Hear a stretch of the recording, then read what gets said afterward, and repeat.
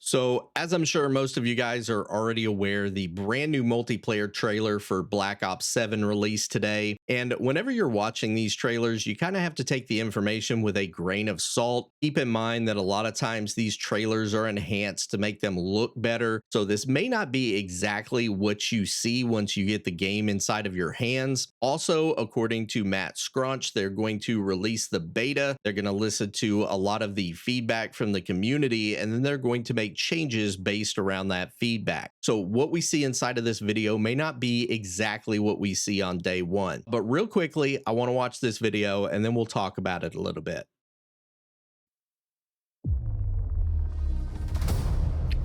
It says it's actual in-game footage. They know we're here. Go out. Oh.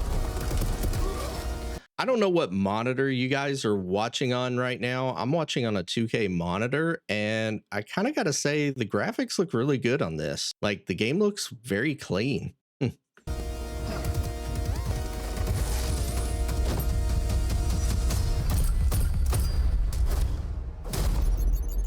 Ouch, that's gotta hurt. I hope I don't get a DMCA strike for this. Like, the music in the background, I hope it's okay that I'm putting this in my video. I probably should have recorded the audio of both the video and me separate just in case, but some of the weapons.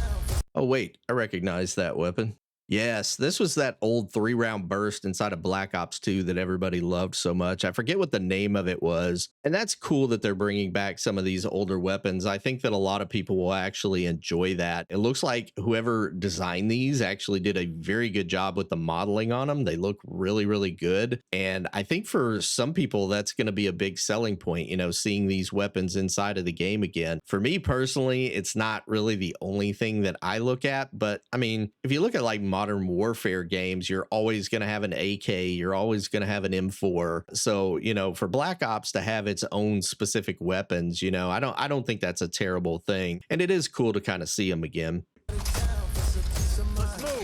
Although that one looks cool.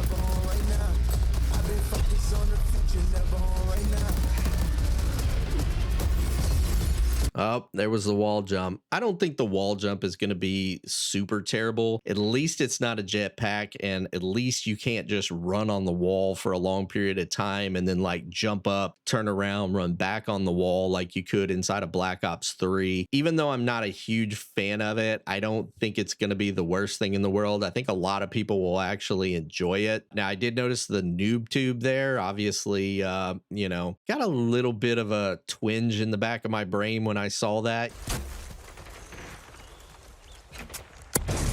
Old things kind of resurfacing again, but the wall jump is not going to be the worst thing in the world, I don't think. At least it's not a jetpack. Whoa, wait, didn't he have a single pistol a minute ago? He did. He had a single pistol and then it turned into an akimbo. That's interesting. I don't think I've ever seen that before. That's gonna get abused.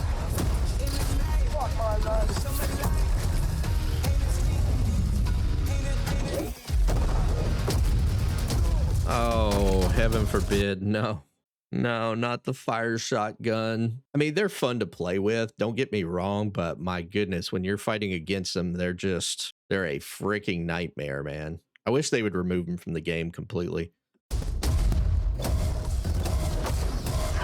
I've seen this thing a lot. I've seen this little robot dog thing here. Good work.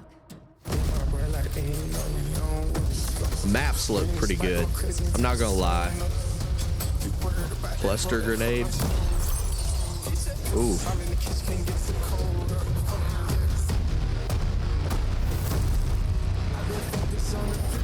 I like this map. This map actually looks pretty good.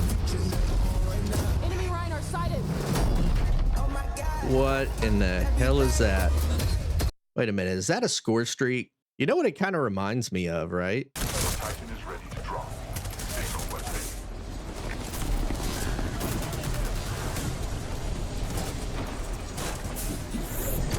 Transferring control to pilot.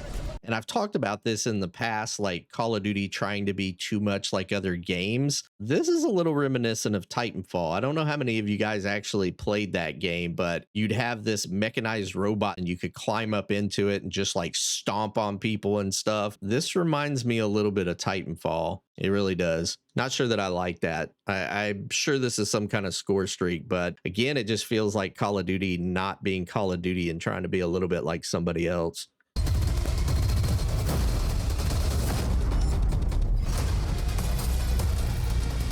Overclocked gear. Interesting. Talk about that at the end. Weapon build. Okay, so they're going to have weapon build codes. So if you watch your favorite streamer or something, he can actually give you a code. You can go into the game and you can add it. Again, this is Call of Duty being a lot like Delta Force. Not the worst thing in the world. I mean, people want to be able to copy other people's builds. So it is a good idea. But again, Delta Force has already done this. I don't know. Almost there. We're securing the objective. The maps look really good. The graphics look really good.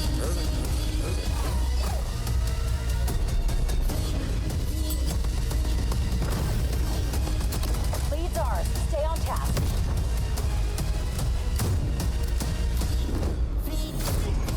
Oh, that was kind of a high jump there. Is that the normal standard jump? Focus on the future, never on right now. Pre-order now and get early access to. So their open beta is starting on October 8th. And I believe, doesn't Battlefield 6 release on October 14th?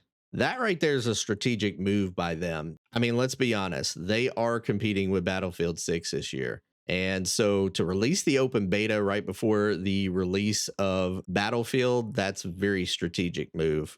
Smart one. The open beta.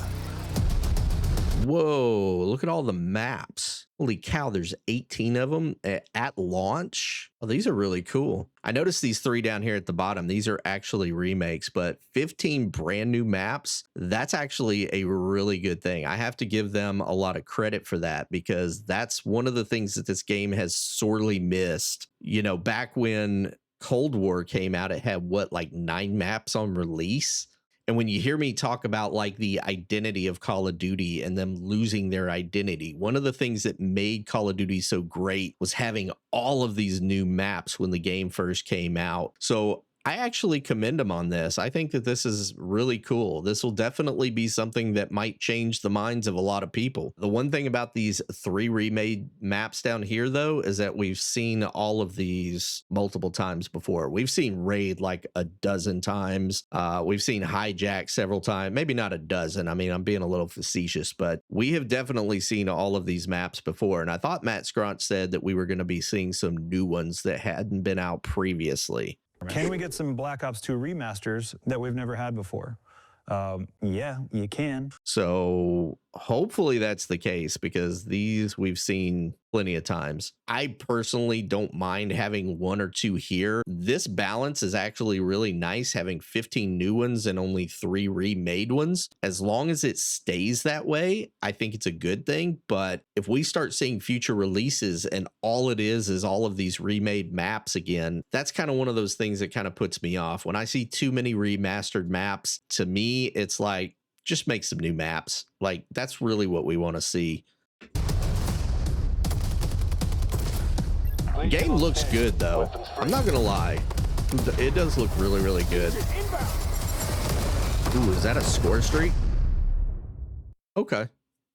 So on a scale from 1 to 10, with 1 being did not change my mind at all and 10 being completely changed my mind, I would probably give this trailer about a 5. I don't think it was perfect. Obviously, I'm not a huge fan of the futuristic style Call of Duties. That's just my personal preference. It's nothing against them. There are going to be people who like it. It's just not really my thing. But I do think that they did a lot of positive things inside of this trailer as well. First and foremost, having 18 maps on launch footage is absolutely huge. I have to give them a lot of credit for that because that is so big in finding their true identity again. That's what people loved about the older Call of Duties, was coming home, having this brand new game that had all of these brand new maps. It did have 3 remastered maps, which we had seen before. According to Matt Scronch's video, he said that we would be seeing ones that we had not seen before. So hopefully that's true in the future updates. Maybe this is just only for launch, but honestly, the remade maps, we've seen those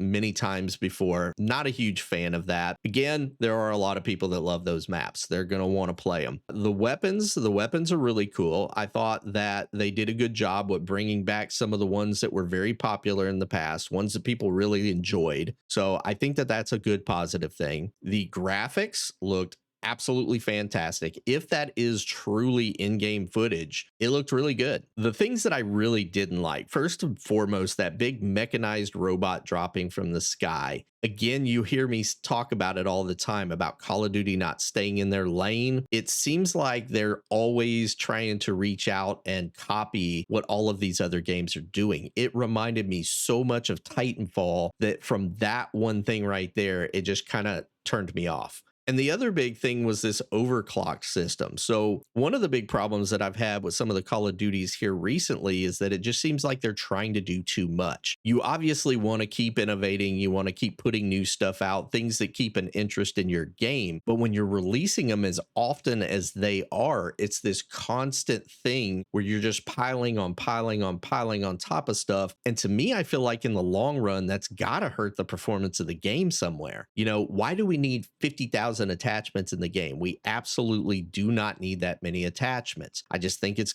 completely crazy that they do that. Not only that, but trying to figure it all out with all the pros and cons. And, you know, by the time you put all of these things on your weapon, they're almost back to default again. And it's like, why are we going through all of this? And that's been one of my big problems with Call of Duty. You know, one of the things that made it so great, and my friend M even said this as well. Like, Call of Duty used to be so simple, and that was the best part. It was just simple. You know, back in the earlier days, Call of Duty was very simple, and there's something about the simplicity of that game that made it so much fun. So that's one thing that I would kind of knock them on a little bit. I mean, I really think that when you're trying to find your identity again, you need to kind of go back to that, and you need to look at that simplicity. So that's something that you'll hear me talk about a lot when it comes to Call of Duty. And the fact that they're trying to release a brand new game every year, you know, obviously by doing that, you feel like you're constantly having to evolve and change. But when you're doing it year after year after year, at some point, it's just going to get to be overkill. So you kind of have to think about that a little bit in the development cycle when you're coming out with these games. But overall, not a bad trailer. I mean, it halfway changed my mind. I still want for the open beta to happen. I want to actually get it in my hands and see what it feels like. You know, that's probably going to be the big decision maker for me. But overall, not a bad trailer. I do think that it will bring a lot more people back to the game. I think that it will have a positive impact, people seeing this, but we'll just really have to kind of wait and see how it all turns out in the end.